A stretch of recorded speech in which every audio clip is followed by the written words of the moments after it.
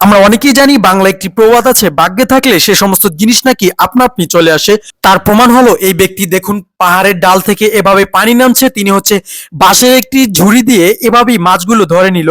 বেশ ভালোই চমৎকার লেগেছে আমার কাছে। আজকে আপনাদেরকে দেখাবো এমনই কিছু আনকমন ডিফারেন্ট ভাবে মাছ ধরার ভিডিও।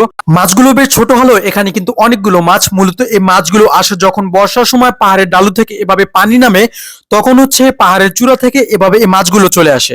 এবার দেখুন এই ব্যক্তিকে, তিনি হচ্ছে কাদার মধ্য থেকে অভিনব কায়দায় কত সুন্দরভাবে একটি জিনিস ধরে নিয়ে আনলো। আপনারা দেখতে থাকুন আসলে এখানে কি। মূলত হচ্ছে এখানে তিনি তার হাতে যে জিনিসটা আছে এটি দিয়ে হচ্ছে আগে দেখে যে এটার মধ্যে কোনো কিছু আছে কিনা।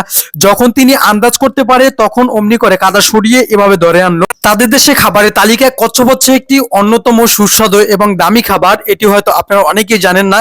তো এই সমস্ত খাবারগুলো তারা বেশ ভালোই মজা করে খেয়ে থাকেন। এবার দেখুন চায়নার এই নারীকে, তিনি হচ্ছে যখন মাঠ দিয়ে যাচ্ছিল তখন ঘাসের নিচে বেশ জমির উপরে বেশ ভালো রকমের মাছ, এগুলো বেশ ছোট হলো, বেশ অনেকগুলো মাছ। এখানে হচ্ছে এই মাছগুলো মূলত হচ্ছে টাকি মাছ।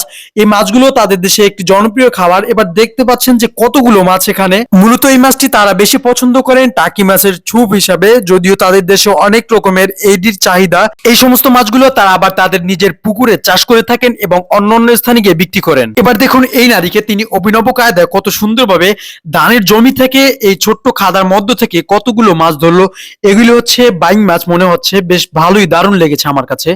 তাদের দেশের অন্যান্য খাবার তালিকায় কাঁকড়াও হচ্ছে একটি জনপ্রিয় খাবার। এ সমস্ত কাঁকড়াগুলো তারা সমুদ্রের পাশ থেকে এভাবে ধরে, অভিনব সিস্টেমে এই কাঁকড়াগুলো ধরে তারা।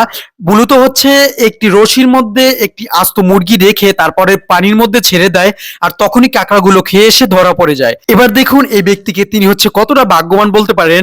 তিনি হচ্ছে রাস্তার পাশ দিয়ে যাচ্ছিল আর তখনই দেখুন বর্ষার পানি যখন উপর থেকে নিচে নামছে, কত বড় বড় মাছ।